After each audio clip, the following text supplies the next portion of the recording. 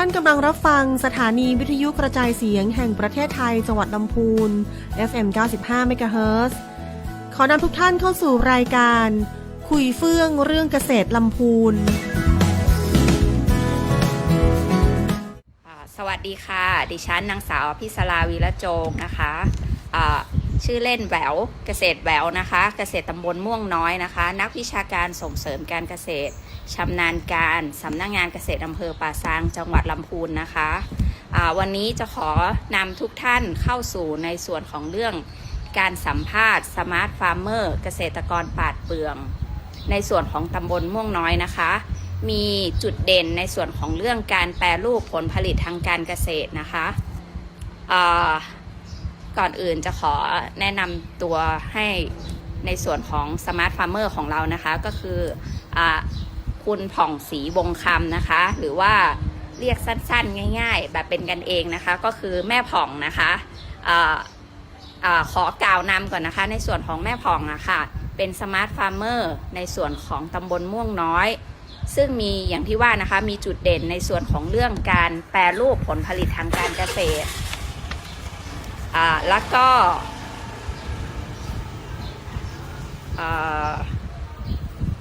ในส่วนของการแปรรูปผลไม้สมุนไพรในส่วนของอำเภอป่าซางนะคะ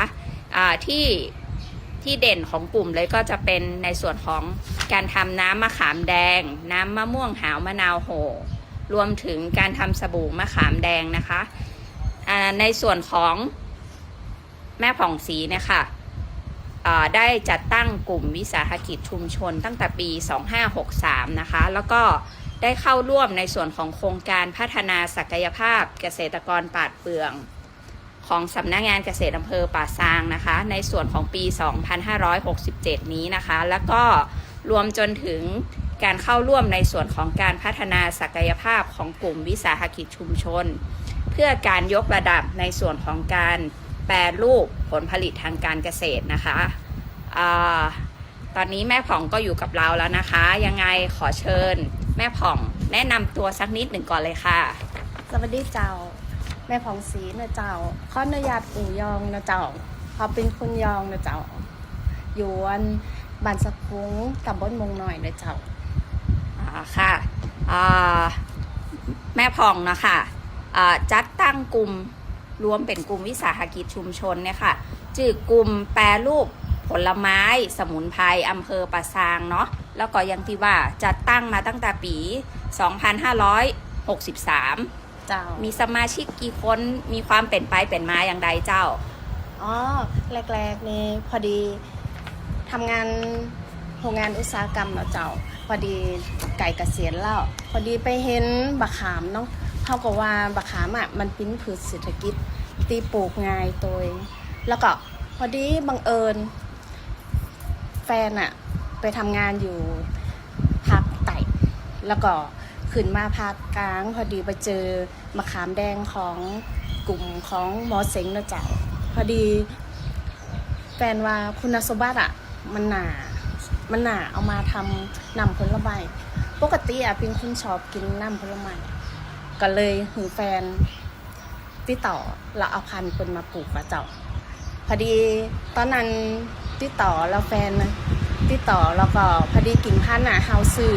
ในราคากิ่งละ500 บาทใจเงินอยู่50,000แล้วเจ้าพอดีได้พันธุ์มาเฮาก็เลยเอาปีกมาตั้งบ้านเฮาเอาไว้ปลูกก่อนเจ้าได้กิ่งพันธุ์ที่ไหนกับเจ้าตอนนั้นเป็นกลุ่มของหมอเซ็งนะเจ้าเป็นอยู่น่าจะเป็นปราจีนบุรีเจ้าปราจีนบุรีเนาะเจ้าแล้วก็ต้องลงสมาชิกมีกี่คนก็ค่ะสมาชิกตอนนี้จะมีอยู่11 ท่านเจ้าตีณตอนนี้เฮาเป็นรุ่นที่ว่าเฮากำลังคิดคนเฮาเลยใจกลุ่มของเพื่อนตีมีองค์ความรู้เฮาว่าจะทำตัวนี้คือมันเป็นเงินพืชตีเอามาแปรรูปแล้วก็เฮาก็เลยขับเคลื่อนกันมาก่อนแล้วก็พอดีได้กิ่งพันธุ์มาปุ๊บเฮาก็เลยเอามาขยายพันธุ์ก่อนคือมันได้กิ่งพันธุ์ก่อนแล้วก็เอามาปลูกก่อนแล้วก็ทดลองปลูก ในกลุ่มของสมาชิกตีเฮาเขารวมนี่ก่อน เจ้าเดียวเนาะค่ะตีตะกี้อู้ว่าสมาชิกเป็นหมู่เปื่อนกันนี่เนาะ เจ้า หมู่ตีเฮียนด้วยกันจบจากที่ไหนยังใดมาก็ค่ะ อ๋อหมู่เพื่อนที่เอาเขามาเป็นแกนนำที่เป็นสมาชิกเนี่ยจะจบจากวิทยาลัยเกษตรกรรมลำพูน อ๋อวิทยาลัยเกษตรแม่ทานี่มันก็ค่ะ อ๋อ รุ่นที่ อ๋อ 5เจ้าม ท5เนาะค่ะ เจ้า แม่ทหาร เจ้าในส่วนของเกษตรเนี่ยหมู่แม่ทานักขนาดเนาะ เจ้า เจ้า แล้วก็11 คนนี้เนาะ 11 คนนี่ตีเริ่มจาก8 คนเนาะ เจ้า ปิ้นเกษตรแม่ทาแล้วก็11ตีหลังจากนั้นจะปิ้นกลุ่มของเจ้าบ่าว เจ้า ตีเขามารวมเนี่ยเขาดึงเขามา มีตำบลไหนพองค่ะ ที่จริงของเฮาอ่ะจะควบคุมของอำเภอปะซางเนี่ยจะมีเกือบทุกตำบลแล้วนะตอนนี้ เจ้า มีนครเจดีย์มีดำดิบแล้วก็มีของม่วงน้อย มีของอำเภอปะซาง แล้วก็แม่แรง รวมแล้วพื้นที่ปลูกมะขามแดงเนี่ย พื้น ถึงโม ที่ ดตีสมาชิกกลุ่มเฮามีสักกี่ไร่ละค่ะ ณตอนนี้จะมีอยู่รวมกันอ่ะของกลุ่มอ่ะจะมีอยู่ประมาณ75ต้นแต่ของเฮาอ่ะตีเป็นแกนนำเนี่ยจะมีอยู่ประมาณ300ต้น คือจริงๆแล้วอ่ะต้นหนึ่งเนี่ยผลผลิตเนี่ยก็ได้นักเหมือนกันเนาะเวลาเอามาทำเนี่ยค่ะ เจ้ามันแล้วแต่ที่เฮาไปปลูกปุ๊บเฮาเริ่มจากปิ้นขีดก่อนเนาะ เจ้า เอาออกมาปิ้นขีด2ขีด3ขีด เจ้า ยิ่งต้นใหญ่มันก็ยิ่งได้หลาย า อายุมันยิ่งเยอะมันก็ยิ่งได้หลายเจ้าน อกจากบะขามแดงแล้วเฮามีอย่างอื่นแถมก็ค่ะ ณตอนนี้ตอนที่เฮาเริ่มปลูกมะขามแดงอ่ะพอดีจะไม่เห็นมะนาวโหเนาะมะนาวโหน่ะเฮาก็ลองเอามาทำน้ำดู แล้วก็ผลตอบรับมันก็ดีอ่ะแต่มะนาวโหนี่มันทำยากหน่อยนึงการเก็บเกี่ยวมันก็ยากหน่อยนึง ผลผลิตได้น้อยอีกมันก็ค่ะ ผลผลิตณตอนนี้สมมติว่าตอนนั้นมันเป็นผลไม้ที่เฮาเห็นตามบ้าน เจ้า เราเปิ้นเฮาเอามาลองทำแต่มะนาวโหเนี่ยมันก็ได้ปีละ2ครั้งเหมือนกันผลผลิต เจ้า แต่เฮาใจผลไม้ตีสดมาทำอ่ะเฮาก็ต้องมีการจัดเก็บ เจ้า เฮาเลยตอนแรกอ่ะเฮาก็เลยมาดูวิธีจัดเก็บก่อนพอมันปิ้นพืชตีในฤดู แม่นเจ้า แล้วก็ถ้าสมมติว่าเราจะทำน้ำผลไม้เนี่ยมันต้องมีของเอามาทำการตลาดทั้งปี แม่นเราต้องมีของสต็อกอีกเนาะ ใช่ละ เจ้า แล้วตอนนี้เราก็เลยเริ่มคิดคนแล้วก็ทำน้ำก่อนแล้วก็แล้วตอนนี้จะมีแค่ตู้แจ เจ้า 3ตู้เพื่อเก็บสต็อกผลไม้ทั้ง2อย่างนี้ไว้ เจ้า เอามาทำผลิตภัณฑ์ก่อน เจ้า ณตอนนี้เราเริ่มทำผลิตภัณฑ์ณตอนนี้เราก็จะพยายามหาองค์ความรู้ณตอนนี้เป็นความโชคดี เจ้า ตีเฮามาเจอโครงการดีๆของหน่วยงานภาครัฐตีเฮาดูได้จาก Facebook หรืออะไรอย่างเนี้ยเฮาก็เลยดิวเขาไปลองสมัครดูของกรมส่งเสริมอุตสาหกรรม แล้วก็เป็นความโชคดีที่เฮาสมัครเข้าไปแล้วก็เฮาติด เจ้า หนึ่งในหลายร้อยวิสาหกิจเข้าไป แล้วก็เฮาก็เลยเปิ้นลงพื้นที่มาปุ๊บเปิ้นเห็นเฮามีสินค้าเนี่ยปิ้นมะขามแดงที่แปลก เจ้า เฮาก็เลยได้ผลิตภัณฑ์เข้ามาตัวหนึงตัวนี้เฮาก็จะมีนะตัวนี้มันจะมีปีเลี้ยงที่เฮาเข้ามาสังกัดคือมหาลัยเชียงใหม่ อ๋อค่ะ เจ้าเฮาก็ได้ผลิตภัณฑ์น้ำสกัดเข้มข้น เจ้า มาในณตอนนี้1อย่างที่เฮาเริ่มเอาวางตลาด เจ้า ณตอนนี้ตลาดตีกลุ่มของวิสาหกิจเฮาวางคือตลาดถนนคนเดินประชารัฐของอำเภอปะซาง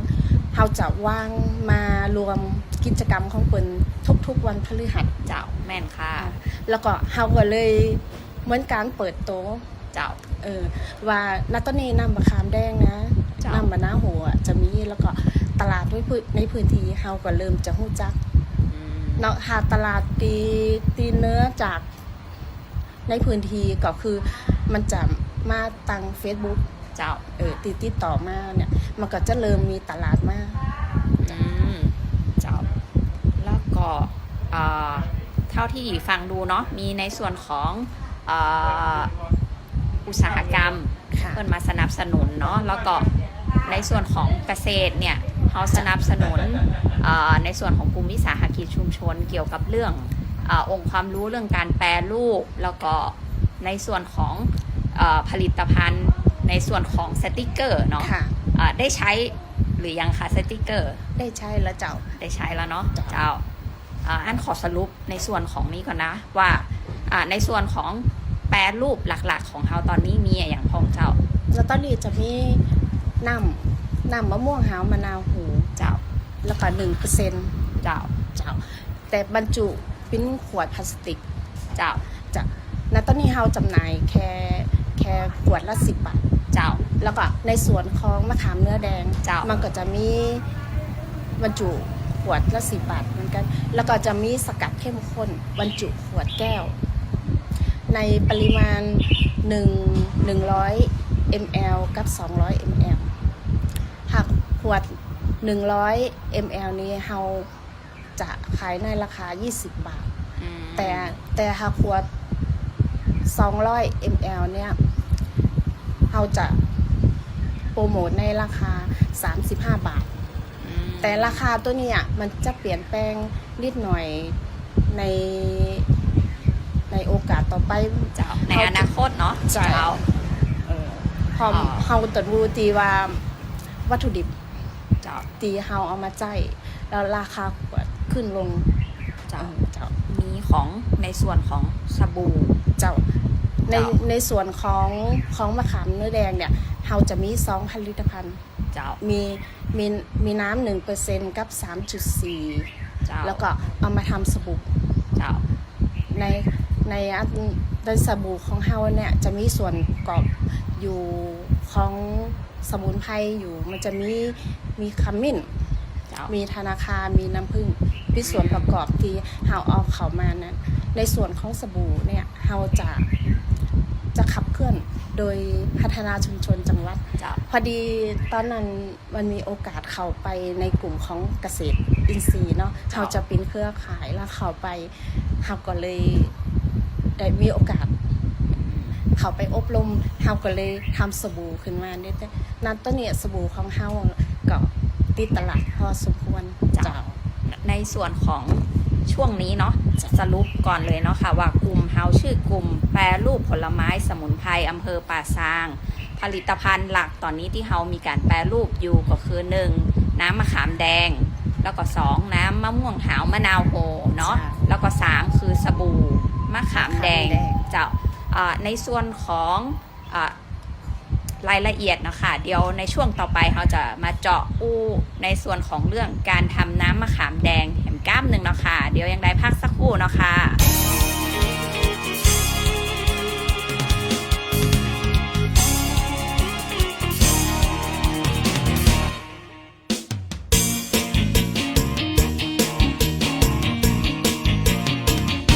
มาเดี๋ยวยุคนี้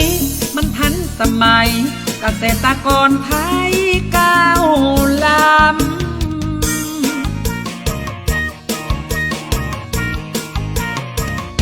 เกษตรลำไยกว้างใหญ่ไพศาล10 ลูก10 ล้านมานานแต่นาลำไยต้นสูงเสียดฟ้าเปิ้นบอกราคาบ่ดีเต้าใดในแม่ในหมู่เฮาขใจฟังกำเปิ้นพ้อง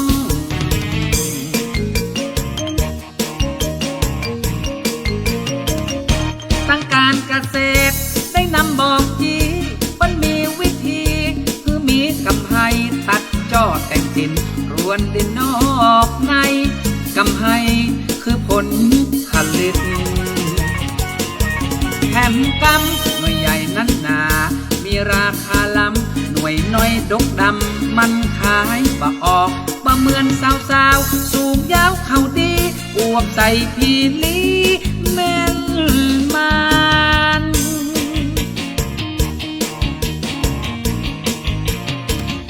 คือทักคนไม้มากมายหลายสีวันนี้วิธีตัดแปลงแต่งไว้ลำไยเป็นสินเป็นทรัพย์ปลูกกันตะครับตามปู่ย่าตายายนายแม่นายปลูกปะลำไยหน่วยใหญ่ขายคล่อง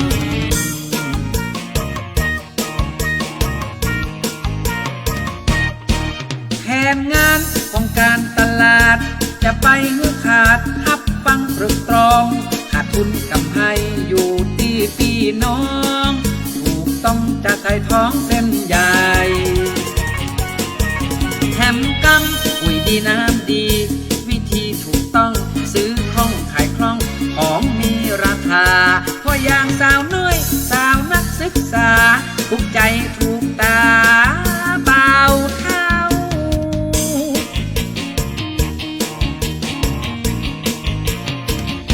เกษตรกรต้องมีการวางแผนทั่วทิศทั่วแดนอีสานเหนือใต้ลำไยเป็นของมีค่าทำให้ถูกค่ากิ่งต้นดอกไม้ใจแม่ใจหมู่เฮาตั้งใจทำตามถูกต้อง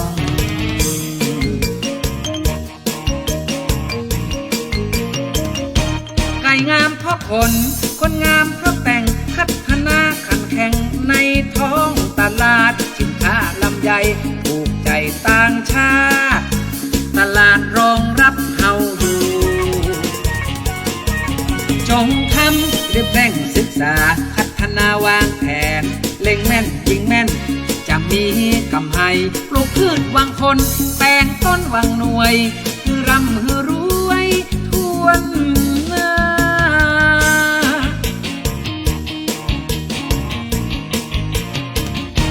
ลำไยปีนี้ต้องดีแน่ๆมีวิธีแก้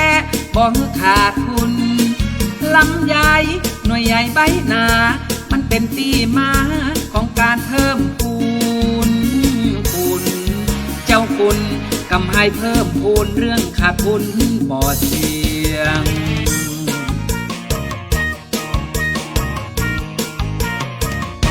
บ่าวจะขอสาวจะหับมันเป็นเรื่องสำคัญต้องมีคู่เคียงเจ้าสาวเปิ้นใครได้ป่อเลี้ยงสวนลำไยแถมกำลำไยออกดอกอีงอกออกผลสอบเมียสักคนว่าใจเรื่องยากเหมือนคอนมีเฮ็ดเหมือนแบดมีคอผู้เลี้ยงเคียงคลอบพอเอา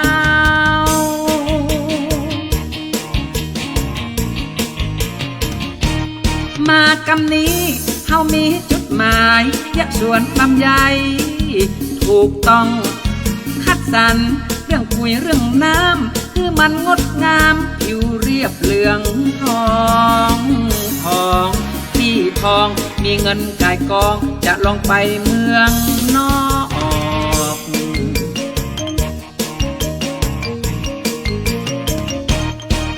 ขอบคุณทางการเกษตรเพิ่นมาชี้เขตแนะนำขอบคุณวิธีที่ดีเลิศล้ำสร้างนำเจ้าสวนลำใหญ่นายนาง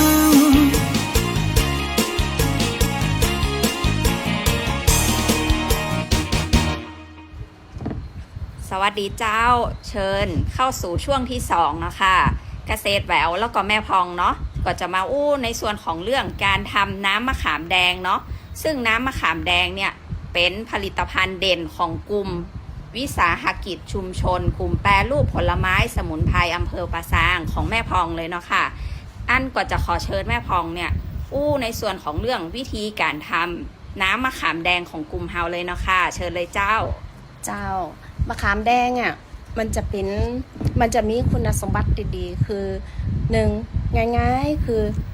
แรกๆคือบำรุงเลือดแล้วก็วิธีทำอ่ะมันก็ไม่ยากต่อใด พอดีในส่วนของที่ทำนะตัวเนี่ยหาเข้าใจบะขาม1 กิโลเนี่ยพอดีบะขาม1 กิโลเนี่ยเรา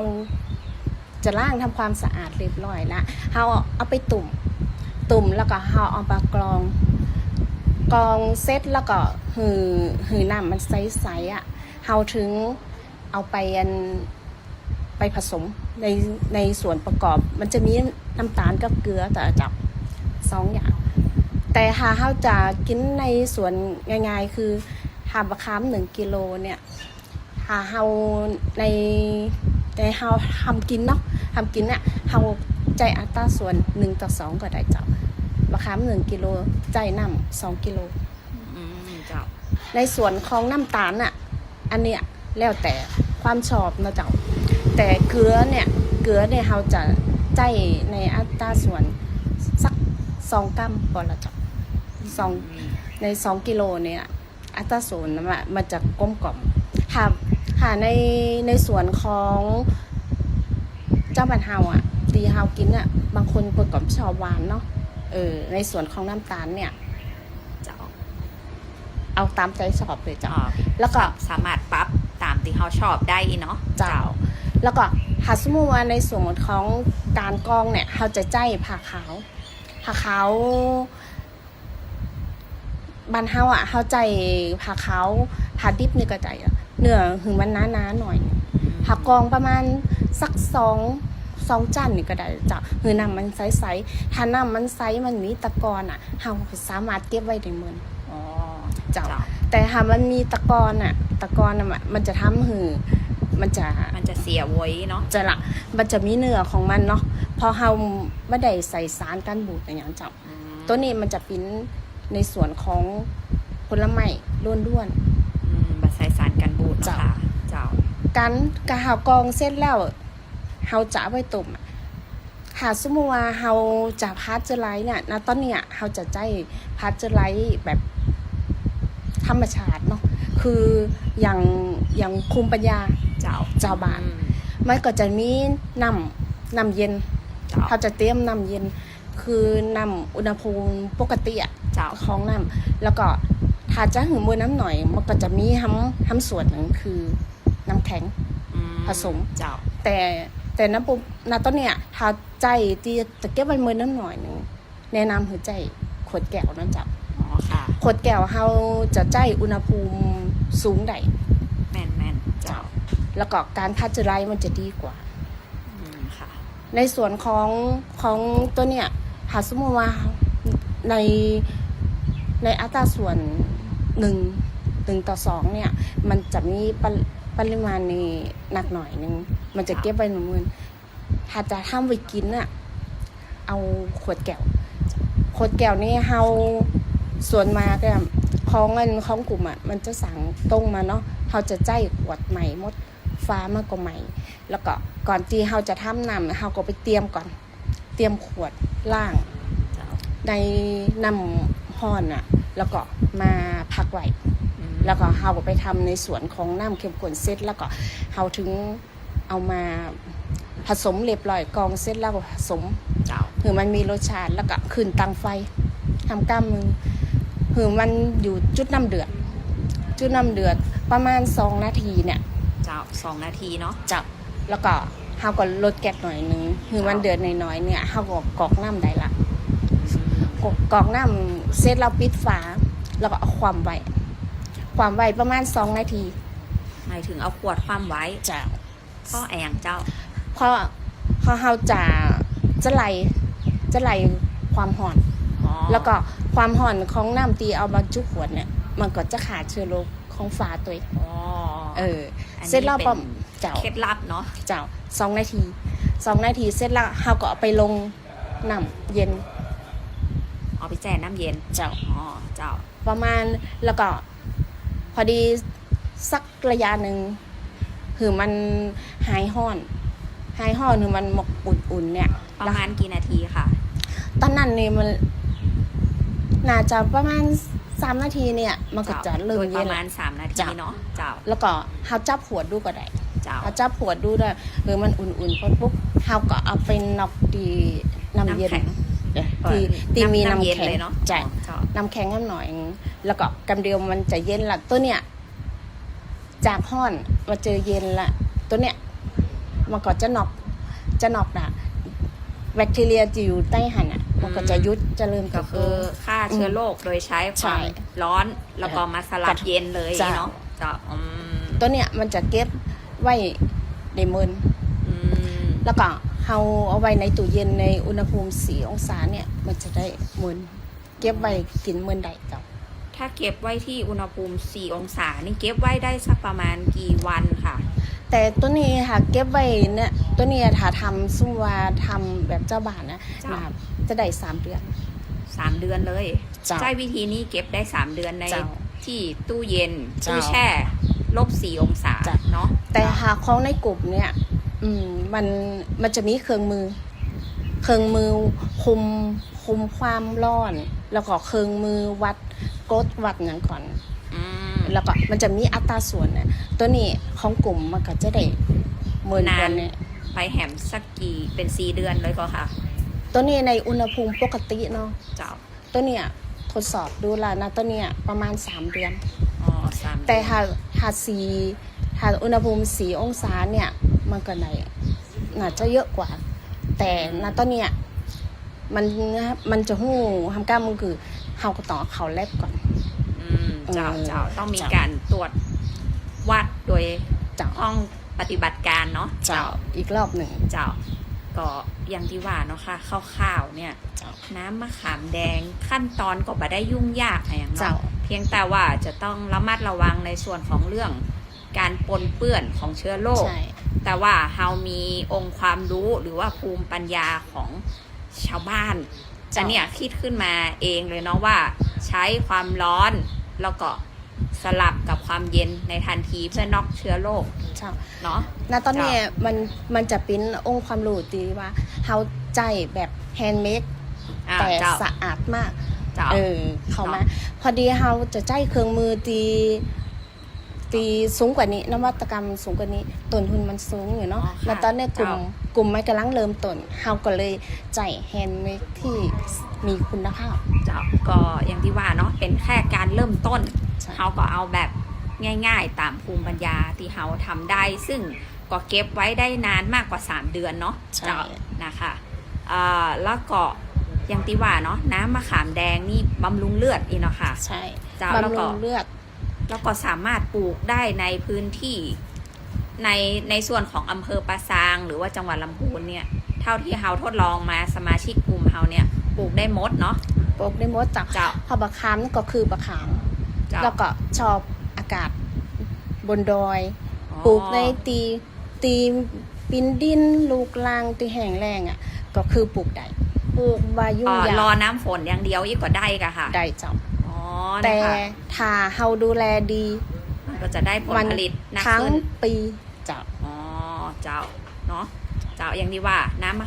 ขามแดงเนี่ยมีประโยชน์บำรุงเลือดเนาะแล้วก็เอามาแปรรูปก็ในส่วนของทำน้ำมะขามแดงก็บ่ได้ยากได้ยุ่งยากมากเนาะแล้วก็กลุ่มเฮาก็มาแปรรูปแหมอันหนึงก็คือในส่วนของสบู่มะขามแดงแหมเนาะเจ้าสบู่มะขามแดงเนี่ยก็ยังที่ว่ามันจริงๆแล้วมะขามแดงเนี่ยต่อยอดทำอย่างอื่นอะไรอย่างเงี้ยมันก็น่าจะมีอยู่เพียงแต่ว่าตอนเนี้ยเฮาเพิ่งเริ่มต้นเฮาเน้น2 อย่างนี้ไปก่อนเนาะ เจ้า ต่อไปก็น่าจะมีซอสมะขามแดง อ๋อ เจ้า เจ้า แล้วก็มันจะมีไอศครีมสามารถทำไอศครีมได้แต่หาดูแล้วอ่ะมันมี10 กว่าอย่างที่เราจะทำแต่เราก็ต้องเริ่มทำทีละเล็กละน้อยนะเจ้า คือเฮาอ่ะมีไอเดียต่อยอดแถมหลายอย่างอยู่เพียงแต่ว่าเฮาเพิ่งเริ่มต้นก็ต้องค่อยๆทำไปเนาะ เจ้า เจ้าอันในส่วนของช่วงนี้เนาะเฮาเน้นในส่วนของเรื่องการทำน้ำมะขามแดงซึ่งแม่พองเนาะก็ได้บอกเล่าองค์ความรู้ที่เฮาทดลองทำมาแล้วสักกี่ปีคะ แล้วตอนนี้เราเริ่มทำจริงๆก็ประมาณปี65เนาะ เจ้า ตีเริ่มมีผลิตภัณฑ์ตีออกมาในรูปแบบของศูนย์นวัตกรรมอาหารและบรรจุภัณฑ์ของมหาลัยเชียงใหม่เขามาเป็นปีเรียงเนี่ยก็คือ ปีเริ่มเฮาได้โครงการกับปี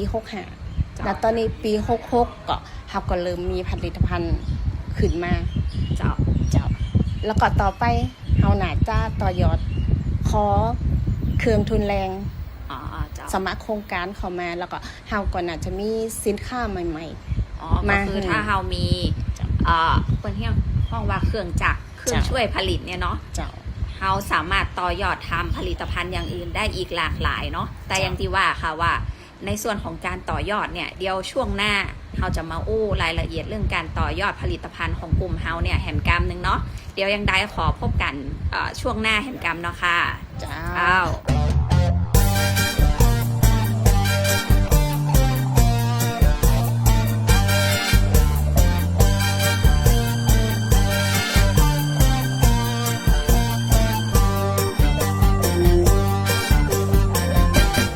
ฟังเนอฟังละมาฟังผมก่อนจะขอเล่าย้อนเป็นกลอนคำเมืองมันเป็นเรื่องราวสาวว่าต่อเนื่อง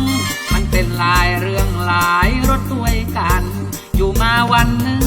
มีพระฤาษีควบมาเร็วจีไปหาเท้าสุวรรณใส่หมวกกันน็อกสีแดงเคลือบมันไปหาเท้าสุวรรณมีเรื่องรวนจีว่ามีเรื่องราวที่น่าปวดใจปลูกสวนลำไยกำไห้อย่าบ่มีมาขอยืมตังหมอกก็หายก็ดี วันไหนถ้ามีจะเอามาใส่คืนท้าวสุวรรณได้ยินแล้วก็ต่อปากรับเซ็นเช็คคือปั๊บแบบบ่คัดคืนพวกลบคุณหารแล้วบ่พุดตื่นเวลาเอาคืนดอกร้อยละสาวลำไยปีนี้มันแย่เบาไหวสี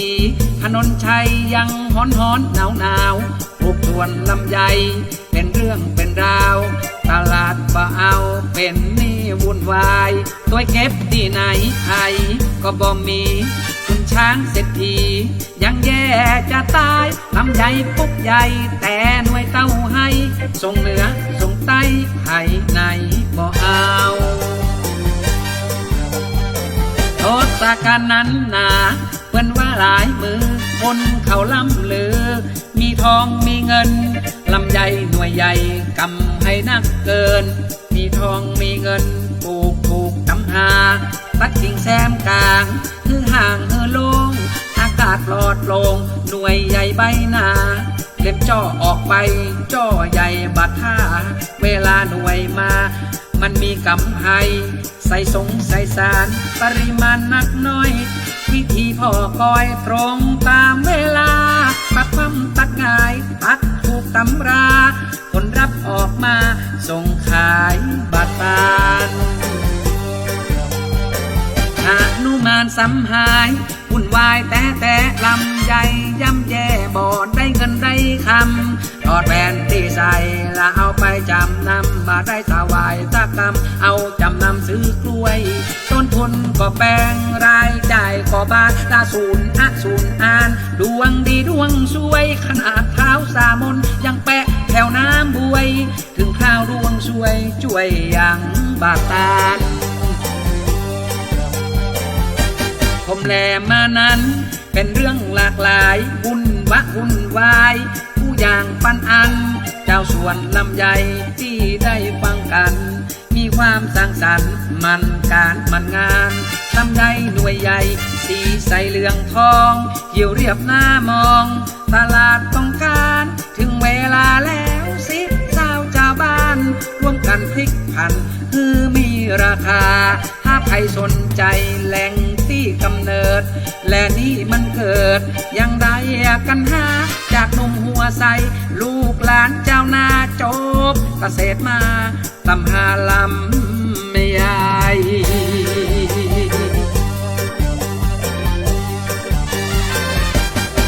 แล้วก็แม่พองเนาะค่ะก็กลับมาพบกันในช่วงที่3ต่อช่วงสุดท้ายเนาะค่ะช่วงสุดท้ายเนี่ยเกษตรแหววเนาะจะขอให้แม่พองเนี่ยเกี่ยวกับเรื่องการพัฒนาการต่อยอดการแปรรูปผลิตภัณฑ์อย่างของกลุ่มเฮาเนี่ยค่ะแม่มีแนวคิดเรื่องการแปรรูปหรือว่าต่อยอดอย่างใดพองค่ะในกลุ่มเฮาอ่ะเจ้า เจ้าสวัสดีเจ้าในกลุ่มของวิสาหกิจชุมชนนะตอนเนี้ยพอดีเขาจะได้โครงการของศูนย์ส่งเสริมอุตสาหกรรมเขาจะได้เครื่องทุนแรงมา1อย่างแต่ณตอนนี้อยู่ในโครงการอยู่นะเจ้ายังไปเห็นรูปร่างอยู่แต่ณตอนนี้ ระหว่างดำเนินการเนาะ ใช่ เจ้า แต่ณตอนนี้หาสมมติได้เครื่องมาเฮาก็สามารถทำน้ำสกัดเข้มข้นได้ดังหากมีน้ำสกัดเข้มข้นอ่ะเฮาสามารถเอาตัวเนี้ยไปแปรรูปได้หลายอย่าง ต่อไปน่าจะมีตีจะทำให้มันสำเร็จคือซอสมะขามแดงแล้วก็จะมีมะขามแก้ว อืม มะขามแก้ว แก้วจากมะขามแดง ใช่ อืม มันจะเป็นสีแดงแล้วก็รสชาติจะอร่อย เจ้า มะขามพอดีตอนแรกๆอะกลุ่มก็จะทำอยู่ เรามีลูกค้าถามหาอยู่คือ เจ้า มะขามแก้วแล้วตอนนี้มะขามแก้วกับซอสมะขาม แล้วก็จะมีไอศครีม อืม พอดีเรามีน้ำขวดน้อยๆค่ะแล้วขวด10 บาทอะต่อไปเราน่าจะเอามาทำเป็นเบรกของงานต่างๆที่เขามาเราก็จะมีขนมคุกกี้ที่ทำมาจากมะขาม แล้วก็จะมีน้ำมะนาวโหคุกกี้มะนาวโหขึ้นมาตัวเนี้ยเราจะเริ่มเอามาน้ำมากับขนมเนี่ยเอามาทำเบรก เจ้า มันอาจจะมีสินค้าหลายๆตัวเข้ามา อืม ของกลุ่มเข้ามา เจ้า แล้วก็เขาจะสามารถดึงเจ้าบ้านมามีส่วนร่วมได้ณตอนนี้กลุ่มก็เริ่มพัฒนาไปเรื่อยๆหาองค์ความรู้จากหน่วยงานของภาครัฐพอดีมะขามเนี่ยมันจะมีความเป็นกรดเนาะ เจ้า เครื่องมือตีใจมันต้องเป็นสแตนเลส อืม สแตนเลสเนี่ยมันราคามันจะสูงอยู่ แมนเจ้า เจ้าก็ณตอนนี้เฮาก็ทำเปิดตลาดไปในส่วนของน้ำเข้มข้นก่อนน้ำเบกอนขนมก่อนเล็กๆไปก่อนก่อยๆเปิดตัวไปทีละนิดนะเจ้า อ๋อแมนค่ะ ต่อไปเฮาก็จะเริ่มหูจักแล้วเนาะผลิตภัณฑ์จากมะขามแดงน่ะคุณสมบัติทั้งอย่างคือเฮากินแล้วมันจะสดชื่นมาก อืม โดยเฉพาะอากาศร้อนๆเนี่ยเรากินแล้วมันจะเพิ่มความสดชื่นหนึ่งของมะขามเนื้อแดงตีเฮาตลอด2 ปีเนี่ยที่เฮาทำนำเนี่ยคนตีปิ้นโรคไขมันในเลือดแล้วก็ ลด ค ไข วาม มันไปกะค่ะ ค่ะ เจ้า อ๋อ แล้วก็คนตีปิ้นท้องหูก อืม ตลอดเนี่ยเคยกินยามาตลอดเลยเขาเปิ้นมากินด้านนี้สักพักอะระบบในร่างกายเปิ้นก็จะเริ่มปกติเปิ้นก็จะสามารถทำกิจกรรมเหมือนเฮาปกติอะตื่นเช้ามาเข้าห้องน้ำอย่างเหมือนคุณปก ช่วย ติ ระบายไปเนาะ ใช่ แล้วก็มันก็เปิ้นก็จับได้ใจยาละ แล้ว อืม เกี่ยวกับความดันเนี่ยเปิ้นก็จะดีขึ้น อันนี้ยกตัวอย่าง ใช่ ที่แม่พองเคยเล่าให้ฟังเนาะว่า ครับ แม่ของแม่พองเนี่ย เจ้า ก็กินแล้วก็เห็นผลชัดเจนอย่างใดพองก็เจ้าลองเล่าให้คนอื่นฟังแล้วค่ะ พอดีแม่เนาะอายุณตอนเนี้ย88 เจ้า เปิ้นเป็นคนแก่ตีว่าปิ้นอะไรอย่างเนี้ยเปิ้นบ่เคยบอกให้ลูกหลาน บอกไปเล่าเนาะ เจ้าเพอเปิ้นโกงโรงพยาบาลเนาะ อ๋อไปอยากไปโรงพยาบาลเนาะ เจ้า เจ้า พอดีตอนแรกๆได้บะขามมาอยู่7 กิโลเนาะบะขามเนี่ยเฮาก็ลองมากินอันทำน้ำกินคือเปิ้นกินน่ะเปิ้นก็กินเปิ้นก็เงียบอยู่แล้วพอดีบะขามมด เจ้า บะขามมดเนาะเปิ้นก็ถามว่าอ้าวกำเดียวแม่ก็ไปมียาดีๆกินแล้วเฮาก็เลยถามว่ากินแล้วเป็นได้กินแล้วมันรู้สึกดีอ่ะ แล้วก็หายใจอันยังก็สะดวกอันยังก็รู้สึกว่าแข็งแรงขึ้นเฮาก็ว่าอ้าวแล้วก็ยีใดดี พอดีไปเห็นมะนาวโห เฮาก็เลยเอาน้ำมะนาวโหมาให้เพิ่นกินทำน้ำทดลองทำน้ำให้เพิ่นกินเพิ่นกินน้ำมะนาวโหเพิ่นก็ว่าดีเหมาะระบบหายใจคุณเป็นเกี่ยวกับระบบหายใจอ่ะกินน้ำมันมะม่วงหามะนาวโหเนี่ยเพิ่นจะรู้สึกเร็วมากระบบหายใจอาจจะดี อ๋อหมายถึงเหมือนหายใจโล่งสะดวกขึ้นใช่ไหมก็ค่ะ เพราะมะนาวโหเนี่ยเป็นคนที่เป็นหอบหืด อืม แล้วก็เปิดไปกินน่ะเขาก็รู้สึกหายใจโล่งเฮาก็ไปเสิร์ชดูคุณสมบัติของผลไม้พวกเนี้ยมันจะดี เจ้า เจ้าก็เลยทำมาเรื่อยๆควบคู่กันมาแล้วก็เฮาก็เลยขยายการปลูก อ๋อก็คือจริงๆจะว่าไปแล้วเริ่มแรกเลยเนี่ย เจ้า ในส่วนของแม่พองเนี่ย เจ้า ก็เหมือนกับว่าเป็นที่มาของ เจ้า การแปรรูปมะขามแดงรวมจนถึงมะม่วงหาวมะนาวโหโตยเนาะ เจ้าแล้วมีเคสของน้องสาว เจ้า น้องสาวเป็นโรคเลือดจางเนี่ย เจ้า แล้วก็เป็นจะเอาไปกินตลอดนะแล้วก็เป็นรู้สึกผิวพรรณอ่ะเป็นรู้สึกจะดีมาจากเหลืองๆน่ะมันก็จะเป็นสีชมพูมา แล้วก็ตอนช่วงโควิดเป็นน้องสาวจะอยู่โรงงานอุตสาหกรรมเนาะ แม่นเจ้า หลอดน้องสาวจะเป็นโควิด มันน่าจะมีเกี่ยวกับ เจ้า วิตามินซี สูง แล้วก็เรื่องภูมิคุ้มกันสูงขึ้น ใช่ อีเนาะเจ้าน่าจะอย่างอันนะคะ เจ้าสีแดงของบักขามเนี่ยมันมีสารแอนโทไซยานินสูง เจ้าก ว่าผลไม้ทั่วไป อันเนี้ยมันจะมีส่วนดี แล้วก็มันก็เลยไปช่วยระบบของร่างกายในส่ น่า วน จะในส่วนของส่งเสริมภูมิคุ้มกันให้ดีขึ้นนี่เนาะเจ้า เฮาก็เลยมีแรงพักดันดีจามทำตัวนี้ถึงมันสู่ตลาดขึ้น เจ้าอีเนาะค่ะ ตอนนี้อย่างที่ว่าเรามีผลิตภัณฑ์หลักอยู่แล้วคือ1น้ำมะขามแดง2น้ำมะม่วงหาวมะนาวโหเนาะ ใช่ แล้วก็3สบู่แล้วเรายังคิดจะต่อยอดในส่วนของเรื่องการทำไอศครีมมะขามแดงกะค่ะ เจ้ามันแรกๆมันจะมีไอศกรีมมะขามแดงเป็นส่วนประกอบข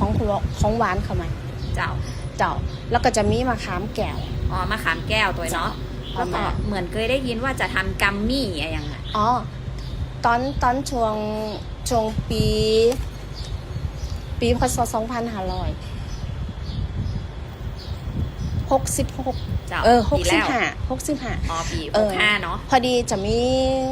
ของมหาลัยเชียงใหม่ลงพื้นที่ เจ้า แล้วก็เปิ้นก็มาเห็นว่าของเฮาอ่ะมีในส่วนของมะม่วงหาวมะนาวโห เจ้า แล้วก็มีมะขามเปิ้นก็พอดีช่วงนั้นจะเป็นโควิด อืม เปิ้นจะมีหน่วยงานที่ว่าหือมหาวิทยาลัยสู่ตำบลเข้ามาเราเปิ้นหันเฮาทำในส่วนนี้เฮาก็เลยติดต่อกัน แล้วก็เปิ้นหือลองว่าทำขนม เจ้า ในการแปรรูปอ่ะเป็นกัมมี่ เจ้า น้ำมะม่วงหาวมะนาวโห 19% ผสมลำไยเจ้าเลยออกมาเป็นกัมมี่ อ๋อ 19%แต่ตอนนี้หากกัมมี่นี่ในส่วนของการทำกัมมี่เนี่ยเราจะติดอยู่ตีเนื้อของลำไยสีทองเป็นลำไยอบแห้งดีเป็นส่วนประกอบของนั้นน่ะเราเอาไว้สักระยะหนึ่ง อ๋อสีมันค้ำนะมันก่อน เจ้า สีมันจะเปลี่ยนเนาะ จากสีมันจะเปลี่ยนมันจะเหมือนมันจะเป็นเชื้อราหน่อยนึง อ๋อ เฮาก็เลยว่านาตาเนกัมมี่ตัวนั้นน่ะเฮาจะทำอยู่ แต่เฮาน่าจะเอาทำเป็นน้ำสกัดของลำไยเอาไปส่วนผสม แต่นาตอนนี้เฮาต้องเอาไปเข้า แลบ แลบก่อน ของมหาลัยทำหลอบหนึ่งเอาสูตรเข้ามาก่อน อ๋อ ถึงจะว่างตลาดได้ ตอนนี้เรื่องกัมมี่เนี่ยที่ยัง จ้ะ ทำมาได้เตือนเนี่ยมันเนื่องด้วยที่ว่าใช้ลำไยเนื้อสีทองเนี่ยมันมีปัญหาเกี่ยวกับเรื่องเป็นเชื้อราอย่างนี้ ใช่ มันก็ค่ะ แต่ว่าตอนนี้เขาจะปรับเปลี่ยนมาใช้น้ำสกัด ใช่ เข้มข้นของน้ำลำไยมาผสมในกัมมี่อะไรอย่างก็ กัมมี่อันน้ำมะม่วงหาวมะนาวโห อ๋อ 19% อ่า กัมมี่ผสมลำไย 19% เจ้า อันนี้จะทำอยู่เนาะ จะ ก็ ทำอยู่ คือเรามีแนวคิดที่จะทำอีกหลายอย่างอยู่เนาะ เจ้า ต่อยอดจากน้ำมะขามแดง แล้วก็มะม่วงหาวมะนาวโหเนาะเจ้าอย่างที่ว่าค่ะ เท่าที่ฟังดูเนาะก็คือแม่มีองค์ความรู้ เกี่ยวกับเรื่องการแปรรูปเนาะแล้วก็ใช้ภูมิปัญญาของคนรุ่นก่อนเนี่ยเอามาปรับปรุงใช้กับในส่วนของการแปรรูปของเฮาเนี่ยค่ะในส่วนของถ้าสมมุติว่าเกษตรกรท่านอื่นหรือว่าหน่วยงานอื่นเพื่อนอยากจะมาขอดูงานว่าเฮาแปรรูปยังใดแล้วก็เฮาปลูกในส่วนของเรื่องมะขามแดงเนี่ยยังใดอะค่ะถ้าเพื่อนสนใจเกี่ยวกับเรื่องขอดูงานหรือว่าขอดูเรื่องผลิตภัณฑ์อย่างเงี้ยค่ะสามารถติดต่อได้อย่างใดตังใดค่ะแม่พองอู้ได้เลยค่ะ ติดต่อเบอร์โทรนะเจ้า 0866643412 โอ้เดียวเอาจะจ้าแถมกำหนึ่งเนาะ 086 เจ้า 5086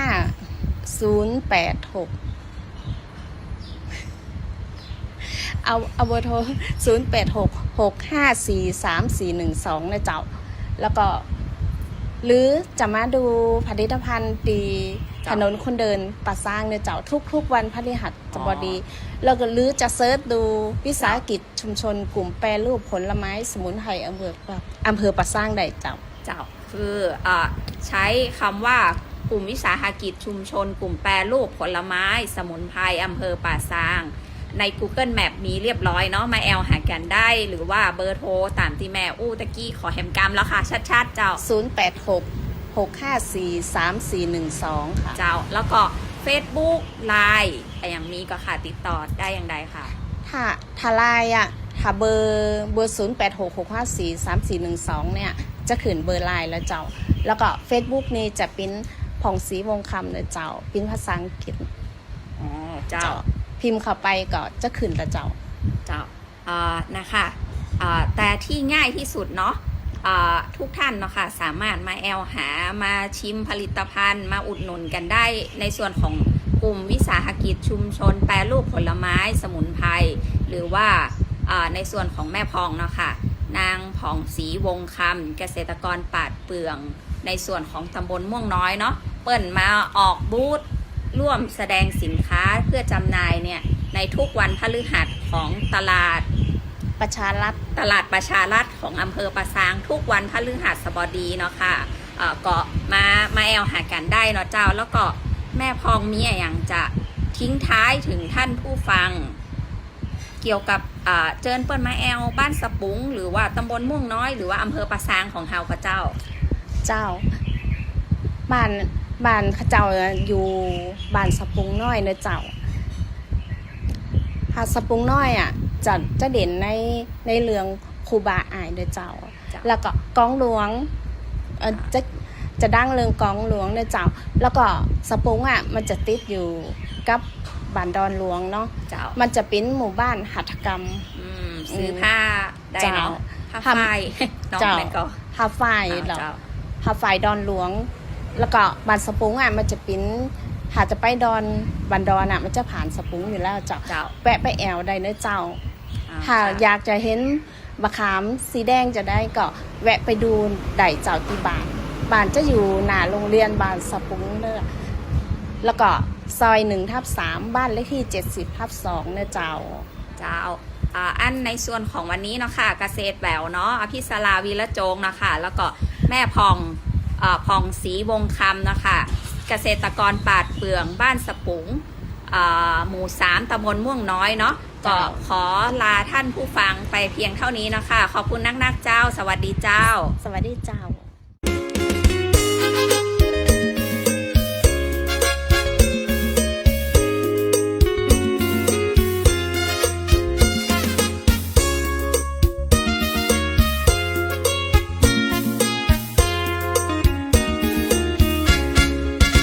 ปลูกลำไยได้ผลดีโปรดจำไว้น้องพี่จงมีความเข้าใจปลูกแบบเดิมทีแล้วจะขายได้อย่างไรขอโปรดพึงจดจำเอาไว้ปัจจัยของการลงทุน1ปุ๋ยดีที่ต้องการมีการรับประกันของซื้อมา2ดินต้องดีมีผลพวงเป็นนักหนา3ปล่อยน้ำให้เป็นเวลาตำราค้นหาฝักฝ่าย4 พรวนดินเฝ้าดูแลพืชใหญ่น้อยรังแกในวงคุ้มใบถ้าคอยดูแลชวนกิ่งและก้านใบขออย่าให้ปลงล้ำขอบไปลำไยจะได้เม็ดโต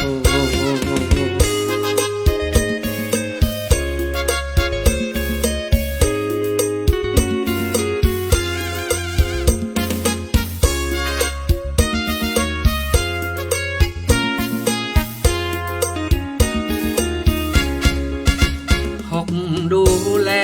ช่ออ่อนไว้อย่าให้สมทุมใหญ่ตัดไปไม่ต้องเลโลช่อที่พอดีควรมีผลไม่มากขอ60 เมตรโตโตกิโลช่างวิ่งโปรดปราด7ตัดทอนต้นกิ่งใบให้ลมล้วนเข้าไปได้อากาศตัดตรงใจกลางให้มีช่องว่างแสนสาดริ้วลมพัดเบียดกันอิดอาดขาดการเข้าใจที่ดี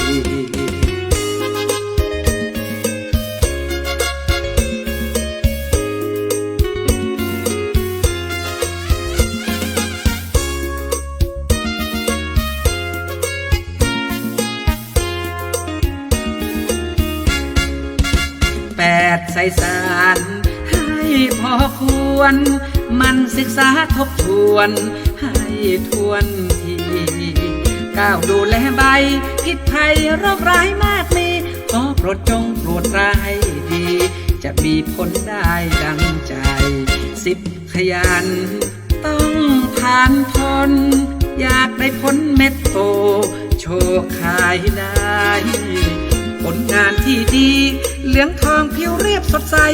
นั้นคือผลที่ได้กำไรสุขใจมากมายเงิน